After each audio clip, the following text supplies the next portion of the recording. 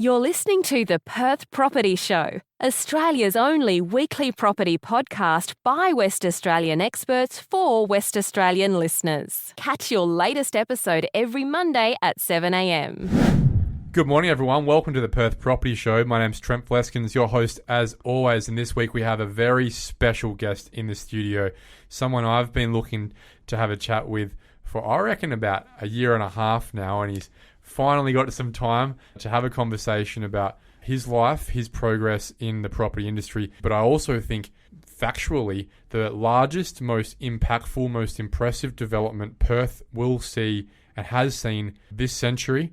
And for many decades to come, I believe it will be shaping the lifestyle of Western Australians, especially those looking to go to the footy and those looking to live around the river. It's none other than the Managing Director of Golden Group and the Golden Sedayu JV, Andrew Sugiaputra. Good morning, Trent. How are you doing? Yeah, doing really well, and very privileged and thankful for your time today. It's one that I'm very excited to have a conversation about. Let's get straight into, if we can, where a young Indonesian boy starts off moving to Perth from his hometown. How did you get here, and what was the point of it for your parents? Was it for work? Was it for a different lifestyle? It's actually for study. So my sister and my brother came to Perth in 1993, along with my mum. My dad and I followed through in 94. So it's been about 31 years since. Where'd you move? I started off living in Manning. I remember 14 Forward Street, just next to Como High School. It's a strata, 3-bedroom, 2-bath with a study. I think we bought it for $180,000 by memory. Yeah. And we moved on from there. I wonder what that's worth these days, hey? Looking at the property market. It would have been a fraction back then in 94, like most properties. It's probably worth, $800,000 plus now. Yeah, most of the units these days in Perth. And university in Perth as well? Yep. Firstly, I went to Guildford Grammar for primary school in 1995. And then I went to Wesley College for high school before I started my civil engineering degree in UWA. So I'm glad to say I graduated with honours, even though it's second class, still honours nonetheless. So I finished off in 2004, and I started off as a civil engineer working for Vandermeer Group before they became VDM, which is quite interesting to see how the dynamics of the office actually changed from being a private company to a listed co. The whole dynamics just changed internally. So even though you were born in Indonesia, you really are a Perth kid, aren't you? 100%. I love WA. Western Australia is my home. Yeah. I am for Team WA, so anything I can do for this state, which has obviously given me so much, not just for opportunities, but also in the health sector. My brother is actually a heart transplant recipient from Royal Perth in 2002. And we've been very grateful, and since then we have been quite active in the philanthropic activities. Yeah, wow, there you go. I guess it's a story many would have shared, is growing up in Manning, going to Wesley and then going to university doing engineering degree and becoming a graduate. But there's not that many people that start in engineering with an interest in arts as well, and then ending up in property. What's the connection there? What tipped you into the property space? Was it work? Was it family? Yeah, I love art since I was a kid. I love drawings. I love paintings.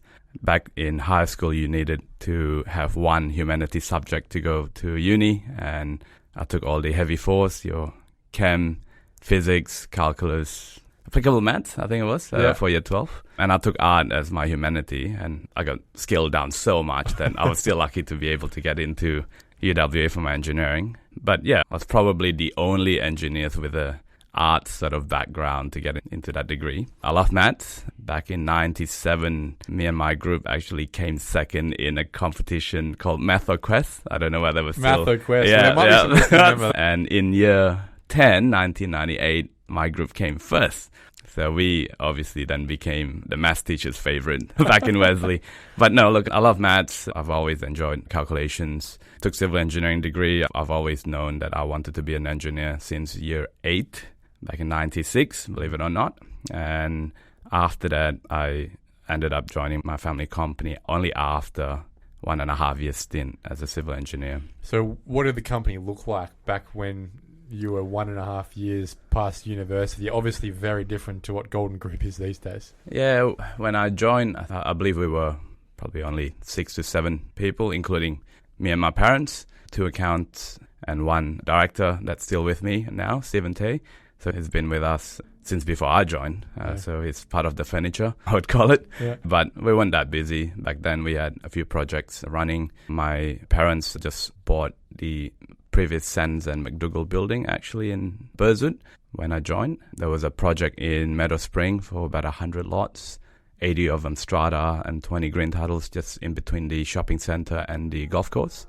And we were about to start a project in Maddington, just in front of what is now Centro Maddington Shopping Centre. These are properties that people would take for granted these days as having probably been there forever, given that would have been 20-something years ago now.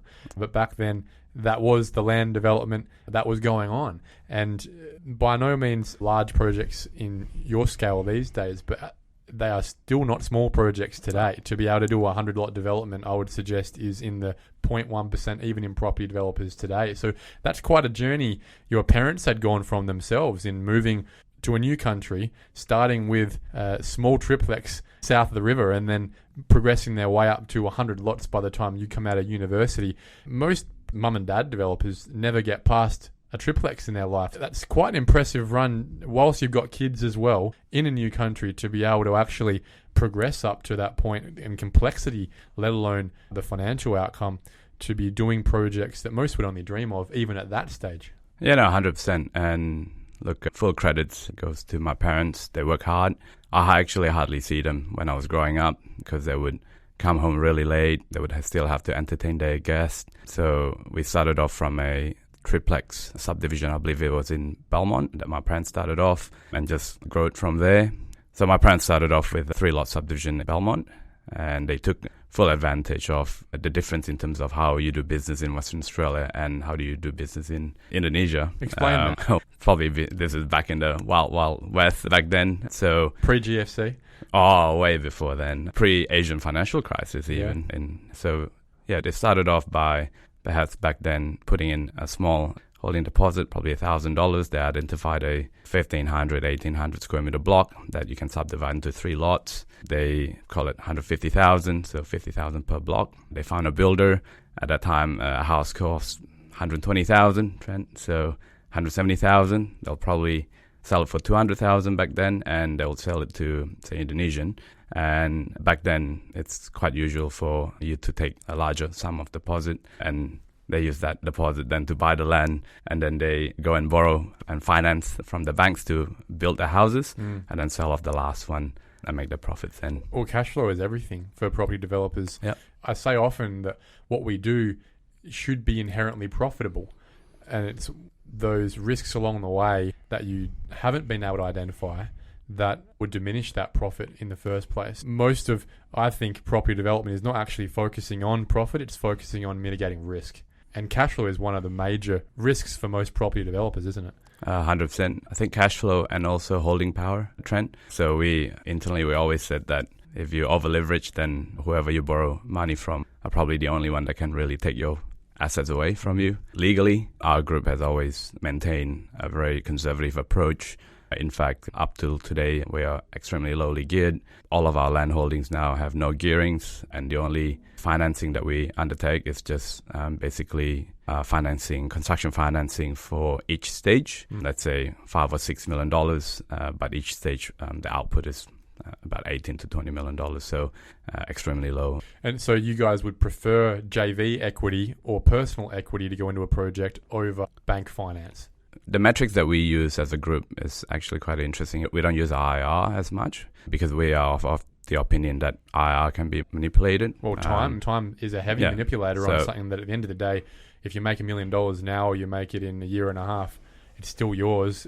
IRR really only matters if you're intent on recycling that money straight back into something else. Correct. But if I tell you that the project will finish off in 5 years and it blows up by a year, your IRR drops quite significantly. So we don't use that metrics. So you focus on margin? We focus on profit on cost margins, and we use a calculation based on today's cost and today's pricing. So if it works today, chances are it's going to work next year or in 2 years' time. I guess that margin is your fat for risk on sales risk in the future and cost risk.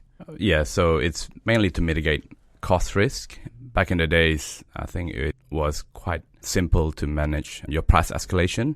Nowadays, since GFC and COVID, I should say, it's just getting unpredictable. It's nearly impossible to forecast what you can sell something for, and it's just lucky over the last 5 years that lack of accuracy has actually been on the upside rather than the downside.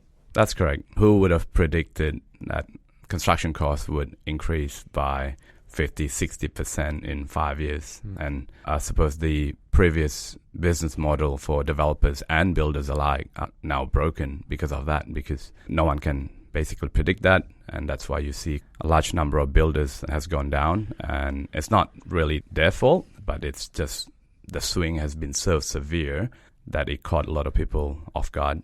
And again, it goes down to cash flow, especially for these builders. Now, I would say that the biggest risk you want to mitigate in development is actually time risk, because time risk leads to market risk, right? But listening to you focusing on having such a low loan to value ratio in terms of how much debt you take on per project, I guess it's true that if you have such minimal debt, you therefore can be very patient with your sales strategy. And even if the market was to downturn, no one's forcing you to sell that asset at a price you don't want to sell it for, which is why I think you corrected me just earlier where I mentioned sales risk and construction risk, and you simply just focusing on construction risk, because you could wait to sell if you wanted to, if your money is patient enough. That's correct. And chances are, from what I've seen in my career, we probably make more money waiting and timing the market for an upswing than selling as quick as possible. Let's say some of the projects that got delayed for whatever reason it was, let it be planning or market or GFC or COVID, ended up giving us more profit in the end, which is, you call it luck. But it's counterintuitive, isn't it? Generally, you want to manage projects as fast as possible to mitigate all these risks of outcomes of time risk, such as market swings. But you're right, when I think about an infill development I did, it was a 2-hectare development, one of my earlier developments in our strategics story. That project created 36 lots around one cul-de-sac, and the profit on that project ended up being about $2 million. That was based on sales figures of about $540, $550 per square metre. Now, we rushed to get that out as fast as possible to return proceeds to the business and move on to the next project. But if I look back on that and think if I just held all that land for another 2 years, that would have sold for a profit that would have been more like $6 million. Yep. So to get that project as fast as possible, to recycle that money into a new project, the profit made between those two projects in that time frame would have actually been less than just waiting to sell for a higher figure in the market on the first project. That's correct. And not taking into account your transaction costs as well, the taxes that you have to pay along the way, the stamp duty for you to pay on your next property after you've liquidated the first project and moving on to the second one. So that's exactly right. It really speaks to the value of actually identifying your best assets and not just giving them away for the sake of it, holding them until you actually need to liquidate. Because value is value, whether it's in your bank account or it's sitting there on a book. I suppose that's why we ended up moving towards and gravitating towards a longer term project trend. You can enjoy maybe 1 or 2 upswing in the property cycle, and if there is a downturn, so long as you're not over leveraged and you can hold on to it, and that goes to that holding power I mentioned earlier, chances are you'll be fine. Let's talk about some of those projects along the way that have helped you learn those lessons. Obviously, it started with the smaller projects, moves to the 100 lots in Meadow Springs, but you created a few thousand lots in Victoria. You've essentially instigated the suburb of Whitby, south of Armidale, which without your instigation would have no urban master plan in the first place. And a lot of people would say, where's Whitby? What is it? And I'd love for you to explain it to people. But I'm sure along the way there, you've also learned those lessons through those multi-year, multi-stage projects. Maybe I'll start off with right after I finished off as a civil engineer at VDM. Sure. When I joined my family company, again, we only had about 6 to 7 people, including myself and my parents. And when I had quite a lot of free time back then, I would actually scour around the West Australian and the Financial Review, because part of the reason why I quit as a civil engineer is because I wasn't learning anymore. I was so hungry, and scouring the West Australian and Financial Review, I would actually contact so many real estate agents let it be selling your supermarket, your commercial office building, your residential land, your industrial land, your development land. And I would get the information memorandum of all of these agents. And I would sign a confidentiality agreement. And I would tell them, look, maybe I'm a potential buyer. I've got investors coming in from overseas. At the time, I didn't have much backing back then. And the whole reason to get the CA is to be able to access the database, Trent. And once I've got an access to the database, I just downloaded all of the contracts and information, financing contracts. And I ended up learning and just reading, and I printed everything, knowing that I can't disclose, but it's just for my own reading anyway. And I would just learn, and I would read contracts, hundreds and thousands of pages to learn about the property industry that I didn't know much on. Either Lord of the Rings or property contracts. You've got to read something, right? Correct. And based on those information, I ended up knowing how to structure a leasing deal for an office commercial tenant. I ended up knowing how to calculate the market review if you ended up getting a Coles or Woolies coming in for your site. Ended up knowing how you should structure your financing when it comes to development land, commercial properties, so on and so forth. So it's just purely based out of learning. So watching the big guys do it and emulating that. Yeah, 100%. And it was all free information, really. So that's how I learned. That's a very smart way to do it, because the unfortunate thing about property development and the industry is that there is no yellow book for dummies on property development, and there's not many people outside of this podcast and a couple of other sources, I'd say, where people are genuinely happy to share their knowledge, because the more people that have the knowledge, the more people you're competing with in the industry as well. So it's counterintuitive to help and teach people, and often it comes down to having to go off your own back and find your own way to find information that is otherwise not in any way publicly available. That's correct. I think there are information out there if you look hard enough, but perhaps nowadays it gets a little bit easier with AI and ChatGPT, but back then you would still have to read off that thick map, and you got to C15 and you got to memorize which turn to go in. But yeah, so that's where I started off. In terms of projects, naturally, then I ended up helping my parents with the subdivisions, again in Maddington and in Meadow Spring. We ended up selling, I think, the old Sensei McDougall building not long thereafter.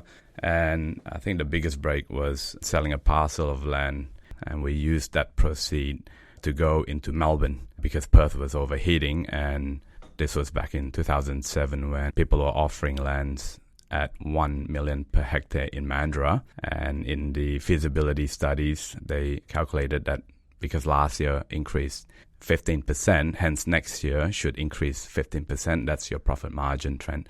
Yeah. And we said no to it. We used the money to go to Melbourne, ended up buying sites at around $180,000, $200,000 per hectare, and then started developing there. Mind you, back in Melbourne back then, it was also tough going. I sold my very first land in Melbourne in 2009, 600 plus square meters in the western areas there, so western suburbs, but that's the cheapest area in Melbourne, not like in Dublin. Yep. And I was selling that particular lot for $89,000. I remember I made $3,000 profit, which is bugger all. But you wouldn't go into it most of the time for that return. What was the point of it? Was it learning? Was it just exposure to another market? Exposure to another market. Made a lot of money on one property in Perth. That's a big gamble to go to a state you'd never developed in before and make such a small margin compared to what you're used to. Yeah, but we ended up going cyclical, where when Perth market was overheating back in 2007, we ended up selling, and we put that money into the state that we thought was undervalued, which was Victoria back then. So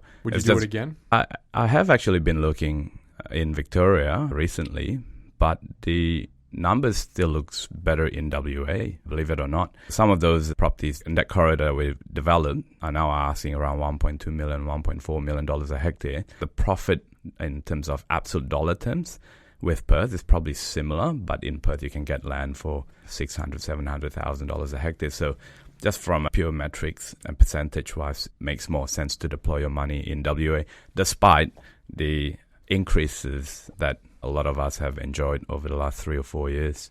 Let's progress, if we can, past the Melbourne land subdivisions. What did you learn from that? So I suppose in Melbourne, when we bought a couple of the developments, again, I would say we got quite lucky in getting to know the right people and the right team members, Trent. So again, all of this credit goes a lot to my team members, my consultants, and we managed to find great people along the way, Trent. And again, I would like to give credits to them, because without their help, I wouldn't be sitting here today speaking to you. In terms of the driver of acquisition, as you mentioned, Whitby, Vista, and Carnup, those are actually credit to my mother. She's almost like the spear, at the tip of the spear of the organization when it comes to acquisition. Because of my civil engineering background, I'm more cautious with my approach. So I tend to become sort of the even keel against my mum. The pessimist, the realist? Yeah, and it's the balancing, the counterbalance, if you want to call it that. So we actually have quite a lot of arguments when it comes to work at the office. So maybe some of my colleagues or staff members will get a little bit uncomfortable. But to be honest, when we go home, we have dinner on the same table. It's all the same. I'll say, "What's for dinner, Mum?" And sometimes she'll be cooking. So there's the personal side where she's mum, and then there's the work side where she's, in many respects, as you've alluded to, the boss. Even though you're MD, mums will always be the boss. You mentioned Whitby. Whitby is a suburb that most people wouldn't have heard of, to be frank, south of Armidale, that up until the point where you guys transformed it into an urban outcome, it was pretty much just an offshoot of Serpentine, Mundajong, Cardup area and another rural residential suburb. What the hell were you guys thinking, buying a lot of land in what is the middle of nowhere and then trying to service it and turn it into a satellite suburb, small Ellenbrook? It actually comes back to my early comment that we went in counter-cyclical. When we sold quite a lot of assets in WA to move to Melbourne, and then Melbourne overheated, and then WA went down, and we thought, wow, there's great values in WA property market. So we ended up scouring around Western Australia again in 2010 and 2011. That's when we did quite a lot of acquisition, including the Belmont Park Racecourse, which is now Burswood Point. We always go counter-cyclical, Trent. And the reason why we ended up buying larger parcels is because, again, due to the cyclical nature of the property market, the duration it takes for you to get all the necessary approvals before you can hit the ground running. You would be more than well aware of this. So it takes roughly the same amount of time to get approval for a 100-lotter subdivision versus a 1,000-lotter subdivision. The bigger you go for, the more efficient you become. Making use of that time within the half of the cycle you wouldn't be selling anyway. Is that what you're saying? Yeah, and I suppose with a 100-lotter now, you could probably get through it within a year. With a 1,000-lotter, you could get through it maybe in 5 years with the current market, all dependent on whether you can get contractors to develop your site or not. But again, with that longer pipeline, you ended up getting a higher degree of efficiency when it comes to your overheads, the time it takes to get the property up and running and into the mums and dads for them to build their homes on. But you talking about those acquisitions in 2010, 2011 and being counter-cyclical, and that all makes sense. But it still doesn't answer why you're putting your money in a totally unsubstantiated, non-planning investigation area, outside frontier area like Whitby, when you probably could have just gone and put that money into, like a lot of other developers at the time, somewhere along the coast north or somewhere in Baldivis or Byford down the road. They would have been less risky for you, wouldn't they, to be able to have a pipeline to go, yeah, most of the planning's done, we can start developing and selling. You've gone frontier, pioneer, and started from scratch. You're right. When we go to other suburbs, it's probably safer, it's more developed, but the scale of it is also much smaller. So it comes down to maybe 100 to 300 lot subdivision versus Whitby, which is around 4,000 lot subdivision. So again, yes, you're right in that sense, but it goes back to our early conversation when the property project that you have is smaller than you manage to sell out of it in 3 to 5 years' time. Great. What are you going to buy in 5 years' time, Trent? This is so insightful and something that, we've spoken about off-air before, and it talks to Burswood Point as well, in that something like Burswood Point. These are projects that would span decades in many cases. Your whole career, possibly, something like Burswood Point. And the question I was asking to you off-air was, most people, for example, would do a multitude of developments in their time and see a number of different projects. And your family has decided to put your stake in the ground on less than a handful of mega projects in Perth that will return value over a number of cycles over decades. You don't see many people doing that, and I wonder if that's because most people don't have the opportunity to do that, whether it's a lack of capital or a lack of opportunity or a lack of foresight or patience, or they actually would just prefer to have a number of different projects because they get bored after a while as well. That, or I would say luck actually comes in quite a lot. So I'm not ashamed in admitting that.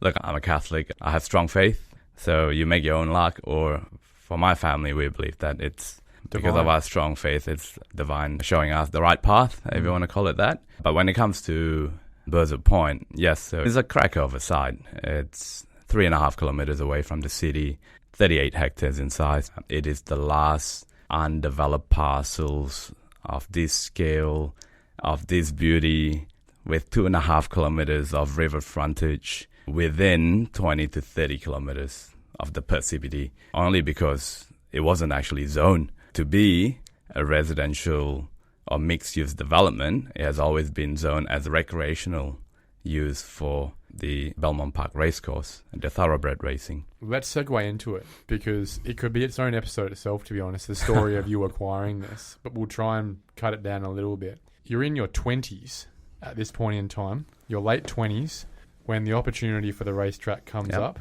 Yep, that's correct. Obviously, still learning the ropes from mum. Mum still being very much involved in what's happening with the business, to a point where I assume you weren't managing director at the time in your late 20s. Yep. Still getting your head around developments such as those in Melbourne and what was happening there, and where we put our money in Perth right now, making some acquisitions. And then the opportunity of a lifetime. And I don't mean that with hyperbole. I'm not over-exaggerating when I say that. The opportunity of a lifetime, of a career, and it will take a career of time to develop this, comes up where the racetrack says, yeah, hey, we need money because we're broke. We've got a bunch of land around the back of our racetrack that we have no idea what's in it, how contaminated it really is, what it's worth, or how hard it would be to develop with regards to fill and wetland, environment, and all those things. We're looking for someone crazy enough to buy it off us that's patient enough to develop this over what will probably be decades. And your family jumped at an opportunity in the middle of Christmas to come back to Perth after being on holidays and say, hey, yeah, we'll buy it and we'll figure out how to fund it sometime in the future. Yes. So I suppose we found out about the site in 2010 through another Indonesian property developer, to which then we've been asked to do a JV, which we actually said yes. So I mentioned to you Christmas, 25th December 2010, my family and I were in Hong Kong going for our Christmas holiday. I got a text saying that deal was off and the opportunity arises for us to acquire it. So we cut our holiday short. We came back on the first week of January 2011 because no one's in Perth, and we had to get contacts to then be able to purchase the land. And we managed to secure that contract actually within a week. I had to work through with the lawyers. I had to work through until 3 a.m. on Saturday and Sunday, and the next day we started at 8 a.m.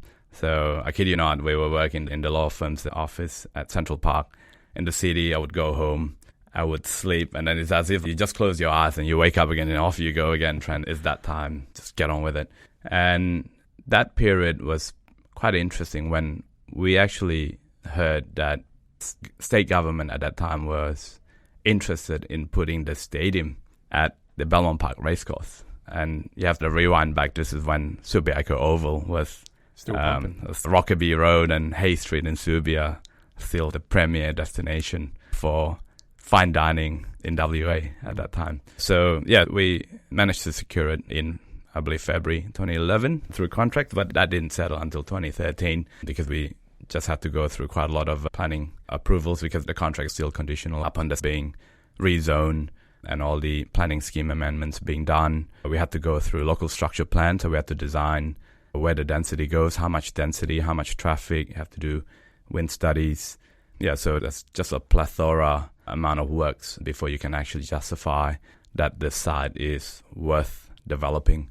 And when you mentioned that it's a once-in-a-lifetime opportunity, that's actually accurate because the last time that this property was sold was actually back in 1940s, and that was from the state government to Perth Racing. And when we acquired it and settled in 2013, again, 70 plus years after the last transaction, it is definitely a once-in-a-lifetime opportunity. When you settled on it, the property is owned by the Golden Sedayu JV. Sedayu being a very big, powerful, valuable business in Indonesia in the property development space. How did that come about in terms of their backing, and did you know you would have it at the time that you signed that contract? So actually the shareholding changed along the way. So we had different shareholders back then, Trent, and we were battling through quite a lot of the regulations. And again, it took us actually 8 years in planning. Yeah, patience. So you just have to be patient. Not only we have to go through, as I mentioned, rezoning, local planning scheme amendments for Tanah Victoria Park. We had to design our own local structure plan. After that, you still need to do what was called detailed area plan. And they changed the jargon to local development plan now, but it's basically a more detailed study of each precinct. So we have 3 precincts in Burswood Point, precinct A, B, and D. Precinct C is actually the Perth Racing and the racetrack and the grandstand itself. After you have achieved LDP for each precinct, you still have to go through plans of subdivision to subdivide the lot, and you would have to go through and submit development approval for each building. So you can imagine why it's taken us this long. We're 15 years from when you first signed that contract. That's correct. So 8 years plus, and then we started our civil works back in late 2018. 1 year plus into the job, COVID hits. And then that's when we put a stop, and I suppose the whole world stopped at that time. During COVID, I ended up staying in Singapore. I got married then. COVID wedding, 50 people only, a tense family. I joke around that I'm probably the only Indonesian that comes out positive after a wedding, because normally Indonesian loves big wedding, 1,000, 2,000, 4,000 people, you name it. So I've got 50 people, which I'm really happy with, don't get me wrong. My parents might not, but such is the state at that time. And yeah, from all the rat pocket monies that I got from friends and family, I ended up being in the positive. So I think I'm the only Indonesian that actually ended up in the positive after the wedding. Anyway, we ended up in Singapore, and so did the Sedayu guys. And we have known each other for quite a number of years through a charitable organization called Suci, which is pretty interesting. It's a Buddhist foundation. So we are Catholic. We're supporting a Buddhist foundation that supports anyone in need, including Muslim people, because Indonesia is majority Muslim. This organization built schools, hospitals, built houses for the needy. They built mosques for people to pray on, which is just lovely. And I think that's really what helping people is all about, Trent. So we got to know each other through this organization that the family of the Sedayu guys are actually a big supporter of. And again, we got stuck in Singapore because of COVID, ended up chatting. They asked what we were doing, so on and so forth. Then they ended up expressing interest. At the same time, the previous shareholders is quite elderly.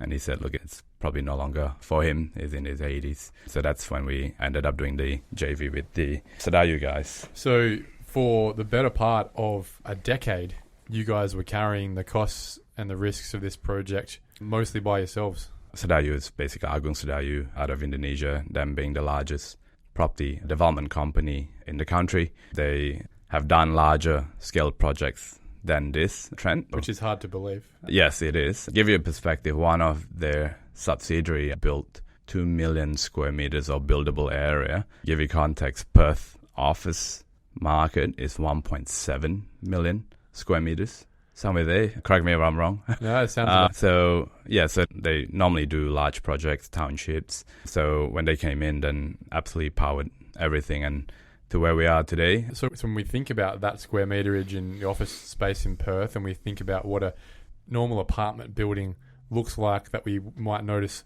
on the horizon, can you now lay out for us what Burswood Point is? Is it just apartments? Are there some shops? Are there some hotels? Are there some houses? How do we get in? How do we get out? What's it going to cost?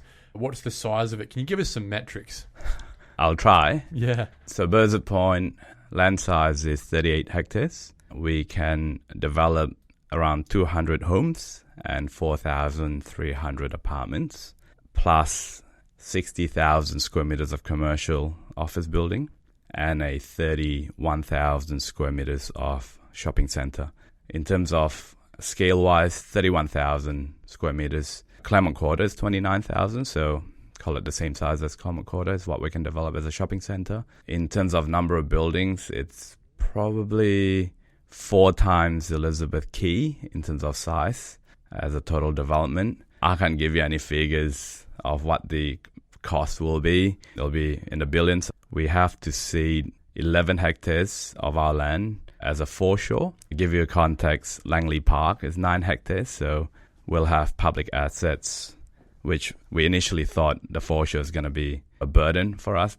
Trent, but in the end we changed our mindset and thinking that it is actually going to be the jewel in the crown. It will be the thread that connects all of the precinct, and it will be such a huge public assets once we're done, because it's not every day that you get a chance to develop, again, 2.5 kilometers, 11 hectares of foreshore that will be seeded for public use. It's foreshore that nearly no one has walked on for 100 years. I was so lucky last week to join you walking on that foreshore. There's so much wildlife. We saw a mating pair of eagles past us as we were walking, which was super cool. But it is a phenomenal, pristine waterway there that you otherwise would have had to have seen from mainland, of which most is private property on that side anyway. All of that foreshore is going to have a cycle path.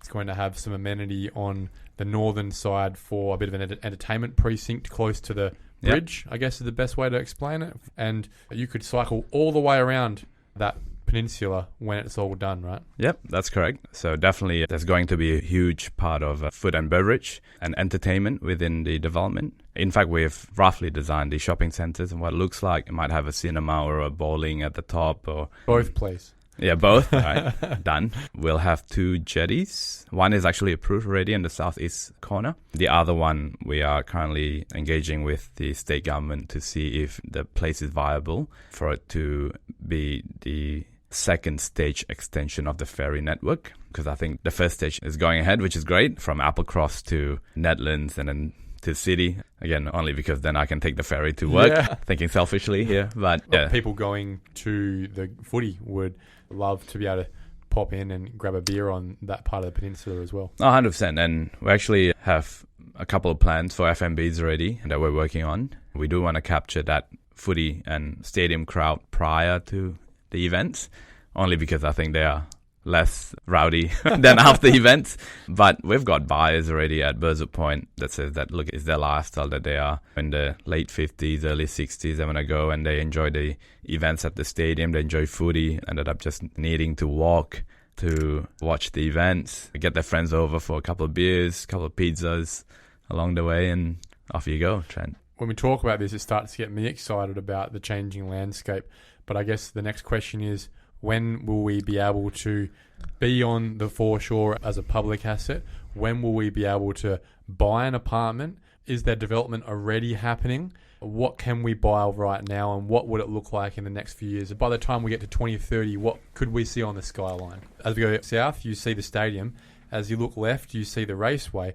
And a lot of yellow sand people have noticed for a few years now. Can you tell us what that is? Yep. So I think people from mainlands are able to see more of our work than most of us driving on Grand Farmer Freeway. But what we've done to date is that we've brought in all of the major services truncation from Rivervale, from about Orong Road, 2.5-3 kilometers out to the site. Why it's taken us quite a while to get it going is because the amount of investment that is required to bring in all of these major services, Trent. Basically, the sewer pipes and the sewer pump station is now completed for the entire development.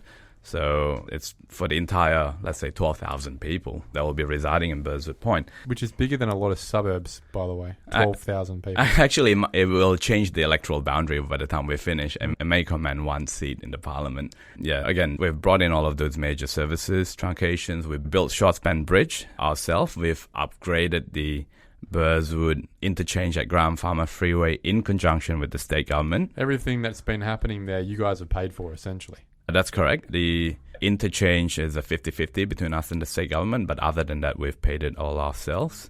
We have installed 13,500 unreinforced piles, rigid inclusions, spanning 200 kilometers in length, which If you imagine driving from the city to Busselton, that's the length of concrete piles or stabilization that we've installed in ground at Burswood Point. So it's like Venice. It's like Venice. It's like building Venice, but except instead of wooden stakes on the ground, it's concrete. Then you put your textile fabric membrane on top, and we imported 400,000 cubic meters of sand, which I believe will up the stadium up to 6 levels by memory. And that's just to stabilize the side. And then after that, we have to do the subdivision, which again for North Park is done. So we have 68 green title lots already. We've got lots for about 8 towers now. So the houses are available to purchase, though you might have to give us a bit more time because currently we're constructing the main boulevard 1 kilometers in length. That will be completed in April or May next year, Trent. So the public will be able to see what you saw last week. Mid next year. Yep, mid next year.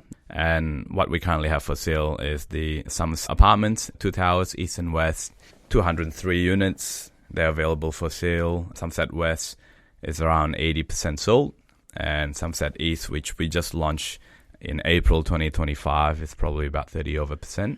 Who's buying these? So the buyers profile now for the apartments are probably 60-65% local and 30% overseas. The houses currently is the other way around, where maybe it's 40% local and 60% overseas. I suppose that's only because, again, you can't access the site for the time being. It's a bit strange in Perth to buy off-the-plan mansions, isn't it? Yeah, I agree. So it's probably a bit unusual to buy a $5 million home on the river off the plan, but for overseas purchases, perhaps they are a little bit more comfortable in off the plans. But with the appointment of the 2 local builders, I have a strong belief that the local market will then able to see what it is that we've been designing. And who are those builders?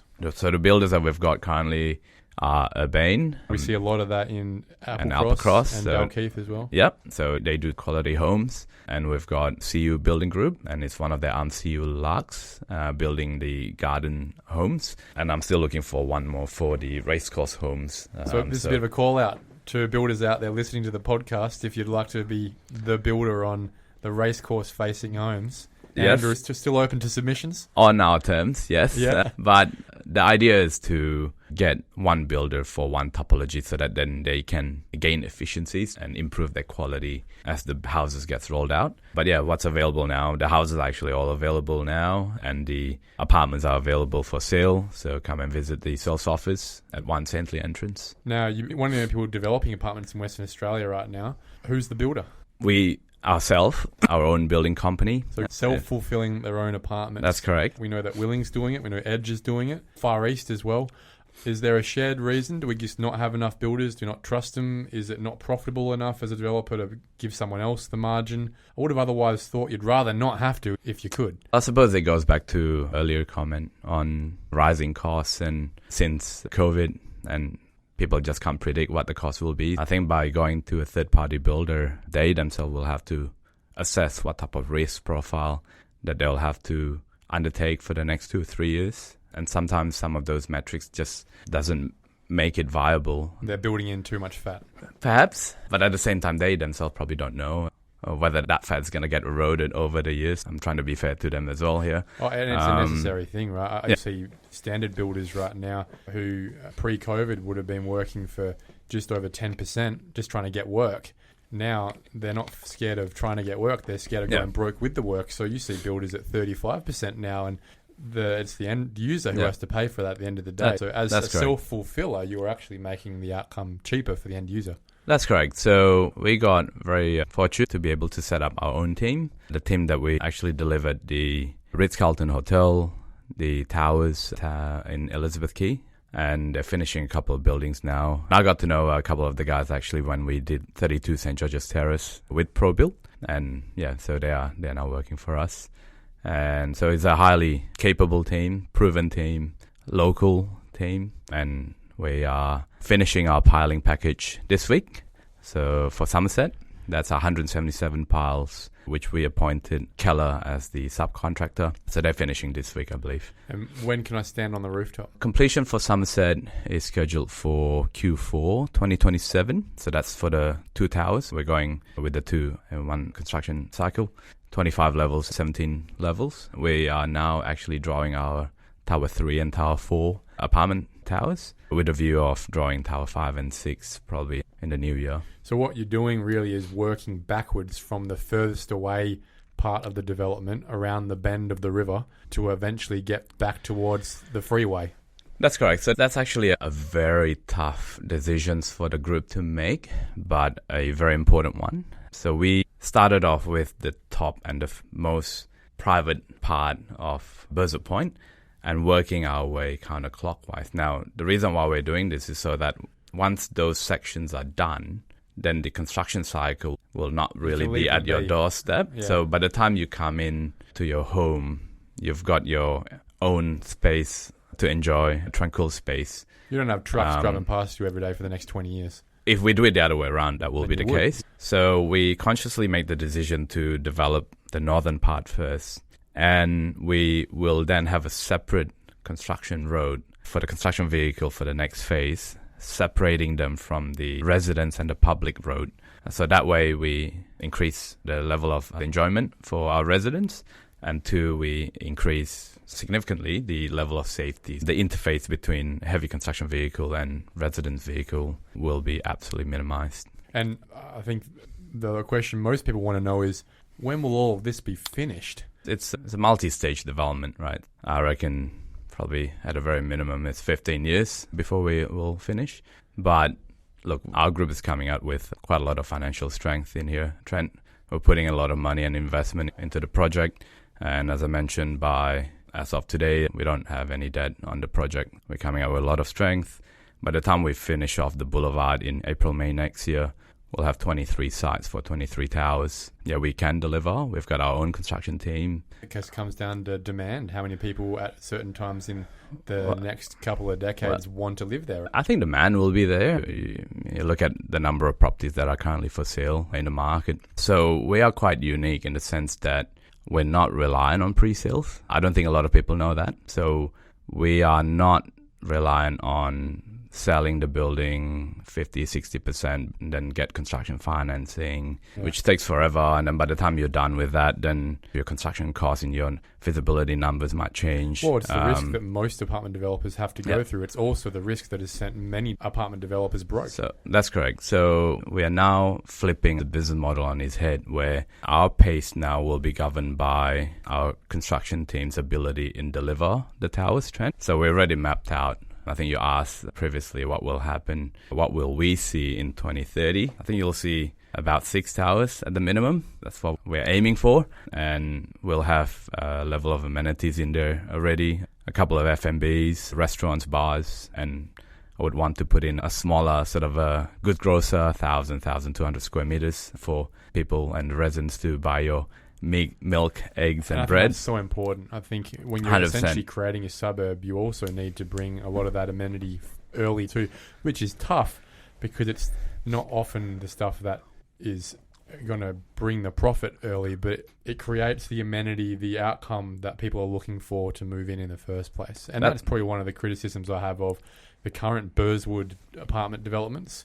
They never really allowed for proper amenity. There's no primary school, there's no IGA, there's no hairdresser, there's no butcher. This is what this development will bring. 100%. So I can talk to you a little bit more on that. So in most cases, large-scale mixed-use development are driven by the government just because of the size and the amount of funds required to develop it and to master plan it. And you look at Elizabeth Quay, the Springs, and CityLink, all government-led. So the master planning all could be done very well, but what happened is then when you ended up selling blocks to other developers, each developer will then want to maximize their profit And one way to maximize profit is to increase your residential yield and to reduce your underperforming sort of sectors such as the retail, whether it'll work or not. Do you really want to own a hairdresser or a commercial office that you lease out to a hairdresser? So then the master plan then ended up gets watered down in other places where we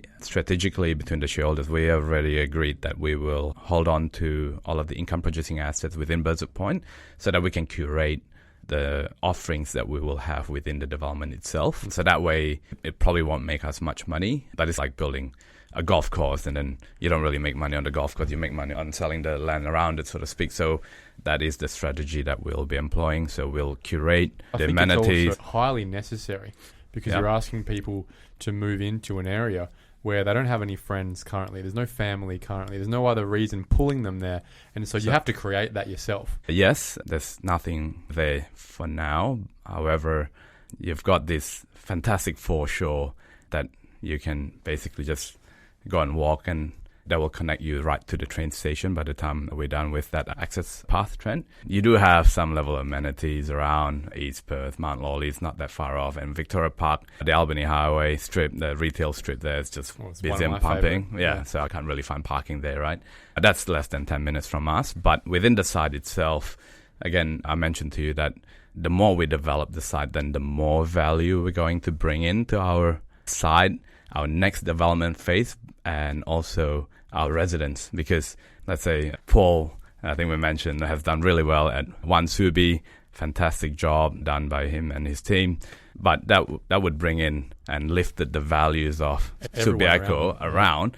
But Paul doesn't really have any more to enjoy in Subi because he's done and he has to move on to the next project. Whereby for us, we've got future land holdings there that every time we build and every time we invest in there, we'll create additional amenities, will create additional values for the residents and the surrounding areas. You're building something from nothing, Andrew. And that's probably one of the most impressive parts about all of this is not just the patience, not the ability in the first place to get yourself in the game, whether it's financially or finding the opportunity, finding the partner financially to help along the way too, but the broader holistic foresight of what it is that this can be and being able to execute that in many stages over many years. Yes. So, look, it's definitely a great development. Location-wise, it's just such a beauty. I could even ask you, like, what do you think of the site, Trent, after you walked it last week? This is one of the first questions ever posed to me on this podcast, and I'm happy to answer it, is as a member of the public, I guess, driving past, you just nosy around, don't you? You have a little bit of a rubberneck looking left as you quickly drive past on the freeway. You see a bunch of yellow sand, you see a sales office, and you go, I guess they're progressing somehow, but I can't really be sure what's happening or when I'm going to see anything material to the public. But having stood on the site, yes, I can see there are titled lots already on the far side of the track. There are phenomenal views that I think rival or even, if not better than, views that exist around Freshwater Bay, for example.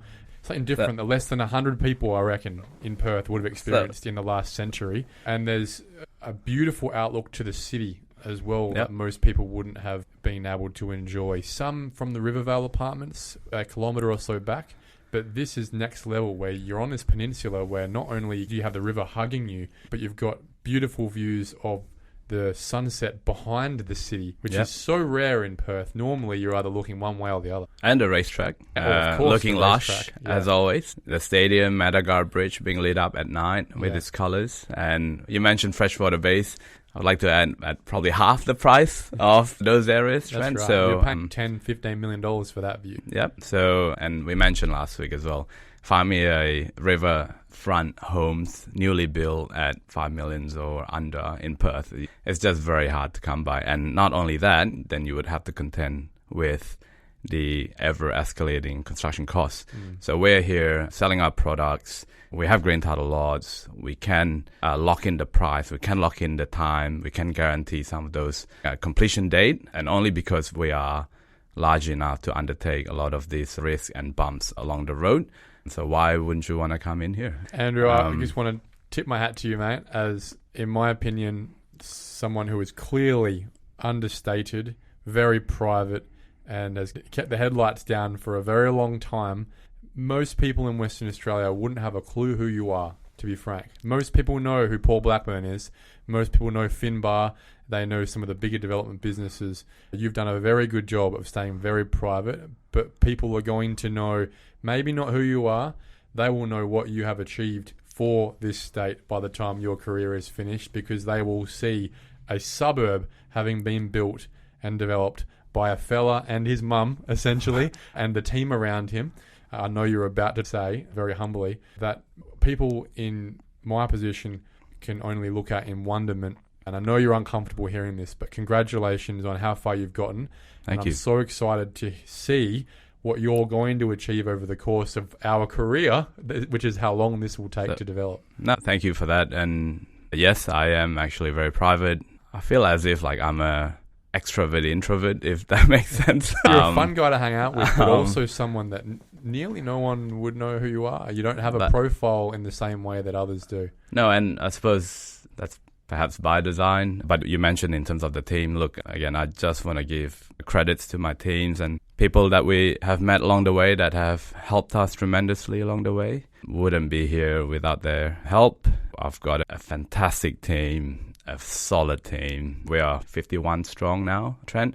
So again, sometimes some of my own team members don't really know because we're split across 2 offices, one in Adelaide Terrace, one in St. George's.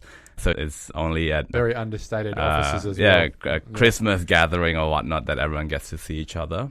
But yeah, look, just coming back to Burswood Point, I'd like to also mention just in terms of the level of convenience. I stayed in an apartment before in front of Langley Park, Trent, where it is just so convenient to live there. Now I'm moving down south, so it takes me about 30 minutes to get to the office every morning, 30 minutes to go home.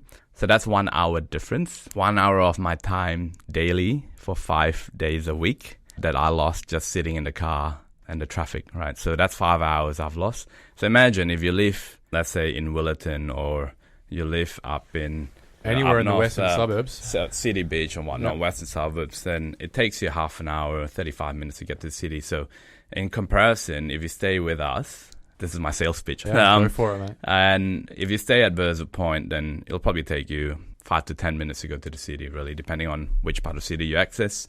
And if I can save you half an hour each way, I can save you 1 hour each day. I can save you 5 hours each week, and just save 40 weeks on the year I save you. We just saved you 200 hours of your time living with us or living in a suburb 10, 15 kilometers away.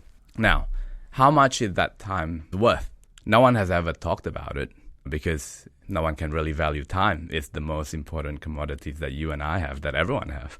So at 200 hours a year, I would argue that if you're earning, $200,000 a year, that's probably $100 an hour. I just saved you $20,000 a year worth of your time. Now, yes, there'll be strata levies and whatnot, but we're trying to keep that down, trying to keep the amenities to a sufficient level and pushing out all of the other amenities out in the public area. But how do you then quantify? What are you going to do with that 200 additional hours that you're not stuck in traffic? What are you going to do with that? Spend time with your kids? Yeah. You're going to go and exercise? I think that's the post-COVID priority for a lot of people these days. It certainly has been for me. I'm building my family home, not in the western suburbs where we initially bought, but 400 metres from our office in North Perth, simply because I love to be able to be maximum 5-minute walk away from my family at any one point in time, straight to the gym, straight to amenities, cafe strips. As you said, you can achieve the same thing in Burswood, and many people could argue we already have that in other places close to the city, East Perth, for example. But the difference is, I think people will recognise it when they get to cycle along that cycle path. That river view and access, immediate access to the river, is really second to none. It's something so special that really at the moment only the western suburbs get to enjoy. I think there's a research being done by Knight Frank that states within Australia, if you have a view versus no view, the property that has view commands 68% premium compared to the one that has no view, even though you're on the same street. So it's probably, I don't know, take it Duncraig Road in Upcross, let's say. The one with views just commands that much more when it comes to asset values. Nearly every property in this. That's correct. So I believe we've done a study where about 85% of the output or of the products in Burswood Point will have a view towards the river. Whether it's to the north or to the west or to the east or to the city, you name it, it's 80 plus percent, 85 thereabout, which is quite unique. It is a once in a lifetime proposition that we are very lucky to be a part of. Thank you so much for your time, Andrew. It's been a privilege to have this conversation, and I know that many people with over an hour of listening here will get so much value out of just your story and the humility, the humble beginnings, to be frank. And it might sound, hey, this guy's had a lot of help along the way, but the help has all been self-imposed with a bit of luck and a bit of divinity from my understanding of this story. I think the most help you've had is some very hardworking parents. And a lot of people don't get that privilege, to be frank. But on top of that, there are so many fantastic, timely, some would say somewhat lucky decisions along the way, as you said. That's correct. That have led you to go from triplex developer in Belmont to developer of the most impactful, biggest development we will see in our lifetime, I think. And that's a pretty cool story to hear, I think. And you're still living it. You're only in your 40s. On that note, we joke around and say that I've got an issue where my own mother and my shareholder in his 70s still works harder and longer hours than me. So who are we within my team to complain about hard work and long hours when these guys are just still absolutely crunching it? Maybe I need to get your mum in here. Wow. That is if you can pin her down. Thanks for your time, Andrew. No, thanks for having me. Thank you for listening to another episode of the Perth Property Show. If you've only just joined the conversation, you can catch up by heading over to our website, perthpropertyshow.com.au, subscribing to the podcast, or joining our Facebook page. Don't forget to tune in next Monday at 7 a.m. for more expert insights, local analysis, and suburb spotlights. Happy hunting!